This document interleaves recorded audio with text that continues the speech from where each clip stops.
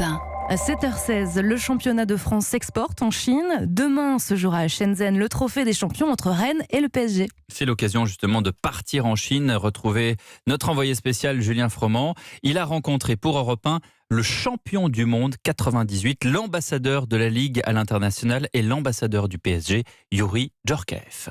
Bonjour Youri Djorkaeff. Bonjour. Youri, il y a 25 ans, vous évoluez en division 1 française. Est-ce que vous imaginiez aujourd'hui vous retrouver en Chine pour voir justement un match entre deux clubs de Ligue 1, le Paris Saint-Germain et le Stade Rennais? Non, pas vraiment, on n'y pensait pas, mais c'est vrai que les 10 dernières années, le football est devenu mondial et les clubs ont cherché à aller prendre des parts de marché sur tous les continents. Et je crois que la Chine, pendant très longtemps, est restée un peu terrain vierge. Et puis les Anglais sont venus en premier, les Espagnols, les Italiens et aujourd'hui c'est les Français. C'est vrai qu'on a un peu de retard, mais c'est un gros marché. Et puis c'est surtout... Il y a un vrai engouement, mais c'est des gens qui suivent tous les matchs de championnat et de Champions League. Le football français, justement, il est un peu incarné par le Paris Saint-Germain et ses nombreuses stars. On a notamment vu un joueur qui cristallise maintenant toutes les attentions. C'est pas Neymar, c'est Kylian Mbappé. Il a énormément de fans en Chine.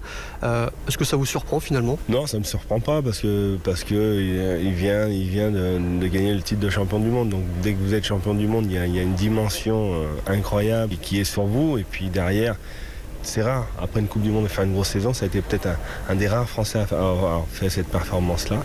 Donc derrière il marque encore plus de points, il est présent dans les grands matchs, il marque des buts, et puis il est aussi disponible. Je crois que c'est ce que les gens aiment, les fans ne se sont pas trompés en le suivant et en le supportant. Vous sentez justement que Kylian Mbappé a changé d'envergure dans le sens où, hors des terrains, c'est devenu une marque à l'image d'un Cristiano Ronaldo, d'un Lionel Messi. On l'a vu notamment quand il a présenté le nouveau maillot du Paris Saint-Germain à côté de Marco Verratti. C'est devenu une star. Oui, c'est devenu une star. En plus, j'étais présent lors de cet événement-là. Et c'est vrai qu'il y avait un engouement et pour la sortie du maillot, mais surtout pour la venue aussi de Mbappé. Et je pense que c'est bien, c'est aussi ça le fait que Paris s'inscrit à être un grand club, parce que vous avez Mbappé, mais vous avez aussi Neymar. C'est vrai qu'on parle moins en ce moment de Neymar, mais Neymar, ça reste quand même un des très très grands joueurs au monde. Il a un peu des soucis, mais le fait d'avoir Neymar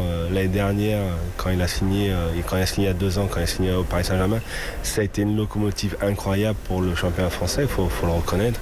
Et aujourd'hui, ça a été un de nos meilleurs ambassadeurs pour présenter le football français dans le monde. Youri Djorkaeff, vous êtes par ailleurs donc ambassadeur du Paris Saint-Germain à l'international. Je suppose que ce qui se passe autour de Neymar en ce moment, ça interpelle beaucoup. Vous, votre souhait, c'est que Neymar reste au Paris Saint-Germain?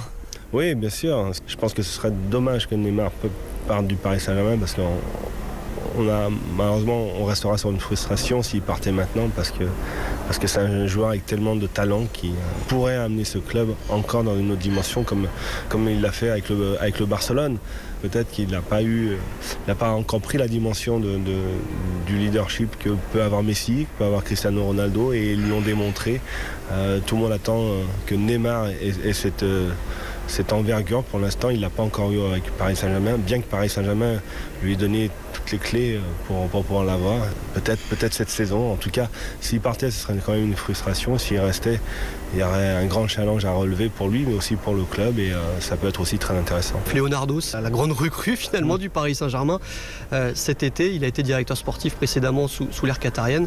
Là, il revient pour remettre un peu d'ordre dans la maison parisienne. Oui, mais pas que. C'était surprenant la fin de saison de Paris, dès qu'il y a eu, on va dire, l'élimination de la Champions League, il y a eu quelque chose que dans les grands clubs ça ne peut pas arriver. Il y a eu un relâchement à tous les niveaux, et le club et les joueurs et l'entraîneur, on a l'impression qu'ils ne savaient pas trop où ils allaient.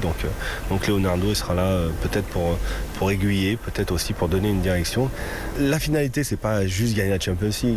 Gagner la Champions League, aujourd'hui, il y a 10-12 clubs qui sont encore, je dirais, plus fort, mieux organisé que Paris Saint-Germain pour la gagner. Le projet PSG, c'est de construire quelque chose et dans 2 ans, dans 3 ans, être assez costaud pour pouvoir dire voilà, maintenant on fait partie des top 5 équipes, et avec cette équipe-là, on va peut-être ou peut-être pas gagner la Champions League, mais on va tout faire pour y arriver.